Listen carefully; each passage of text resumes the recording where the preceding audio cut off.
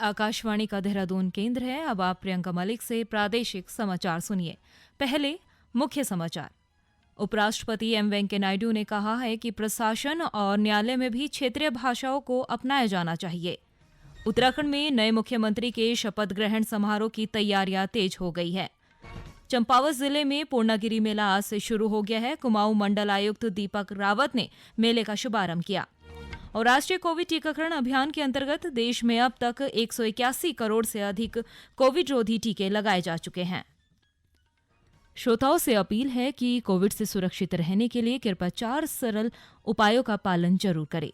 पूर्ण टीकाकरण करवाएं, मास्क पहनें, 2 गज की सुरक्षित दूरी बनाए रखें, हाथ और चेहरा साफ रखें। स्वाधीनता के 75वें वर्ष के उपलक्ष्य में आजादी का अमृत महोत्सव के अंतर्गत आकाशवाणी समाचार देहरादून ने स्वाधीनता संग्राम और उसके गौरवशाली इतिहास पर विशेष प्रश्न उत्तर कार्यक्रम शुरू किया है। इसे प्रत्येक बुधवार और बृहस्पतिवार को शाम 6:30 बजे क्षेत्रीय समाचार में शामिल किया जा रहा है। श्रोता अपने उत्तर अमृत महोत्सव quiz@tdn@gmail.com पर ईमेल अथवा मोबाइल नंबर 9837192022 पर व्हाट्सएप या मैसेज के माध्यम से भेज सकते हैं। सबसे पहले सही जवाब देने वाले श्रोता को आकाशवाणी देहरादून की ओर से प्रमाण पत्र दिया जाएगा। और अब समाचार विस्तार से।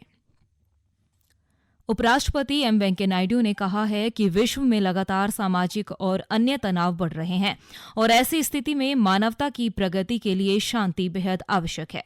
श्री नायडू आज हरिद्वार में देव संस्कृति विश्वविद्यालय में दक्षिण एशियाई शांति और सुलह संस्था के उद्घाटन समारोह में शामिल हुए थे। उपराष्ट्रपति ने शिक्षा के क्षेत्र में मातृभाषा के महत्व को रेखांकित करते हुए कहा कि वे स्वयं मातृभाषा में शिक्षा प्राप्त करके उपराष्ट्रपति के पद पर पहुंचे हैं।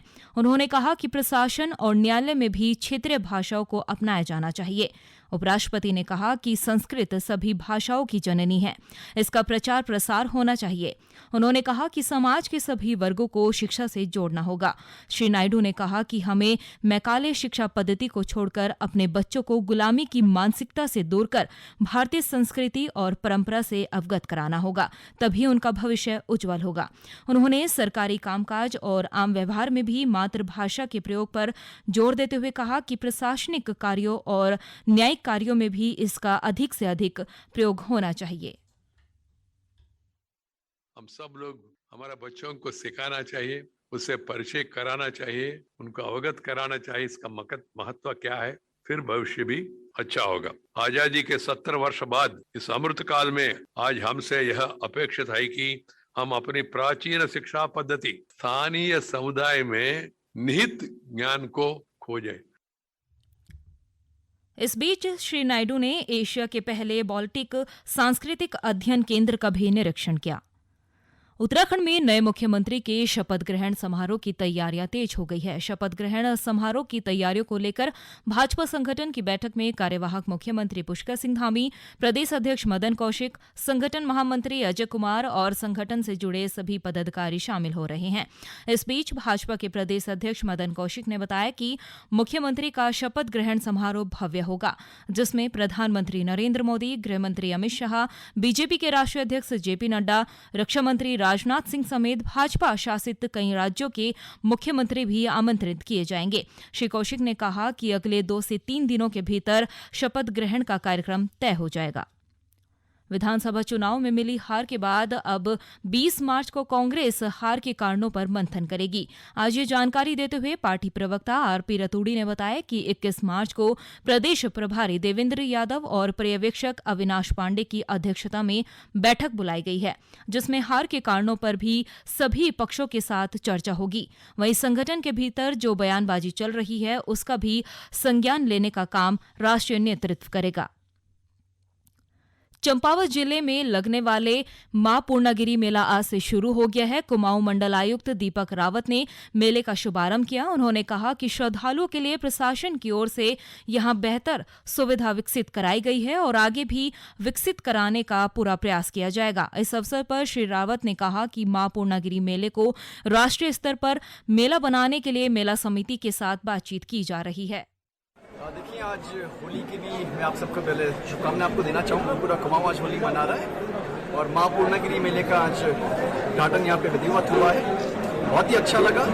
और जिस तरह से मेले का भव्य स्वरूप हो गया है, जो कि 3 महीने का है और लाखों श्रद्धालुगण इसमें ईश्वर से आते हैं, मैंने मेला समिति से ये निवेदन भी किया है कि इसका प्रस्ताव रखें, ये राजकीय मेला भी हो और इसमें हम गवर्नमेंट से इसमें और सपोर्ट इसको दें। साथ ही साथ जो डिपार्टमेंट्स काम कर रहे हैं बेहतर समन्वय स्थापित करें, अच्छी व्यवस्थाओं को रखें, क्योंकि लंबे समय तक व्यवस्थाएं बनानी है, सुचारू रूप से इनको चलाएं।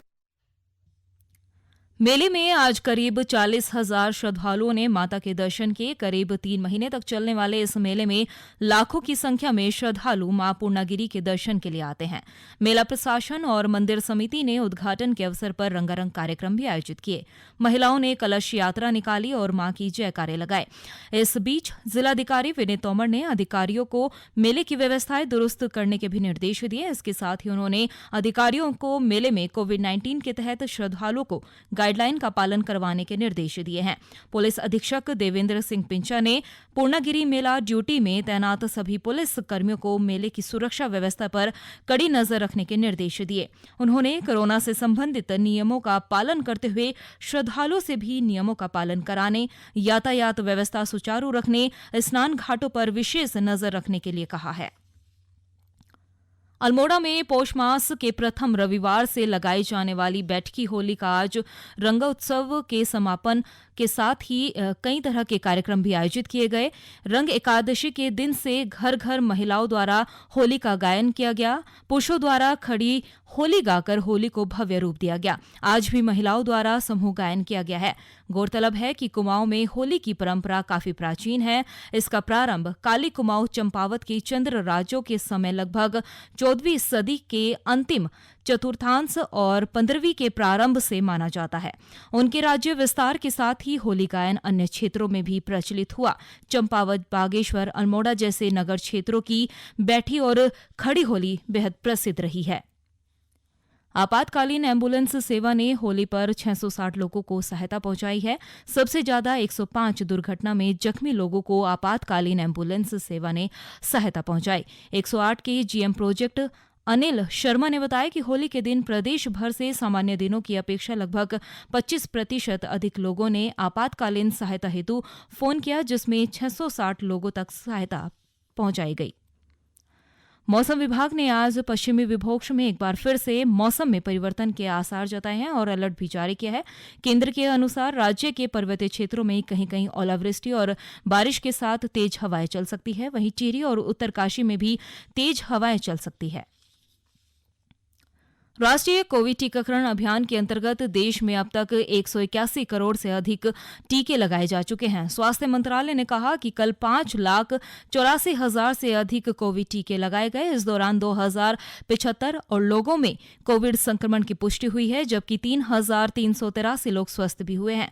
स्वस्थ होने की दर 98.73% हो गई है। वहीं प्रदेश भर में अब तक 1,70,11,126 से अधिक कोविड रोधी टीके लगाए जा चुके हैं, जिनमें 85,96,036 से अधिक टीके की पहली डोज और 80,02,317 टीके की दूसरी डोज लगाई गई है। साथ ही अभी तक 4,12,773 से अधिक लोगों को एहतियाती डोज भी लगाई जा चुकी है। उत्तरकाशी के जिलाधिकारी मयूर दीक्षित ने खंड शिक्षा अधिकारी और उप शिक्षा अधिकारियों को जिले के सभी सरकारी विद्यालयों में 24 मार्च को एसएमसी और एसएमडीसी के सदस्यों के साथ बैठक आयोजित करने के निर्देश दिए हैं। उन्होंने बैठक में विद्यालयों के समस्त सदस्यों और अभिभावकों को अनिवार्य रूप से आमंत्रित करने के निर्देश दिए हैं। और हल्द्वानी के गोला बैराज में डूबने से काठगोदाम चौकी इंचार्ज की मृत्यु हो गई है। बताया जा रहा है कि चौकी इंचार्ज अमरपाल गोला बैराज में नहाने गए थे। उसी वक्त ये घटना घटी है। डूब रहे सिपाही को गोताखोर ने बचा लिया, लेकिन चौकी इंचार्ज को नहीं बचा पाए। मृतक चौकी इंचार्ज अमरपाल काशीपुर के रहने वाले थे। और अंत में मुख्य समाचार एक बार फिर। उपराष्ट्रपति एम वेंकैया नायडू ने कहा है कि प्रशासन और न्यायालय में भी क्षेत्रीय भाषाओं को अपनाया जाना चाहिए। उत्तराखंड में नए मुख्यमंत्री के शपथ ग्रहण समारोह की तैयारियां तेज हो गई है। चंपावत जिले में पूर्णागिरी मेला आज से शुरू हो गया है। कुमाऊं मंडलायुक्त दीपक रावत ने मेले का शुभारंभ किया। और राष्ट्रीय कोविड टीकाकरण अभियान के अंतर्गत देश में अब तक 181 करोड़ से अधिक कोविड रोधी टीके लगाए गए। और इसी के साथ प्रादेशिक समाचार समाप्त हुए। नमस्कार।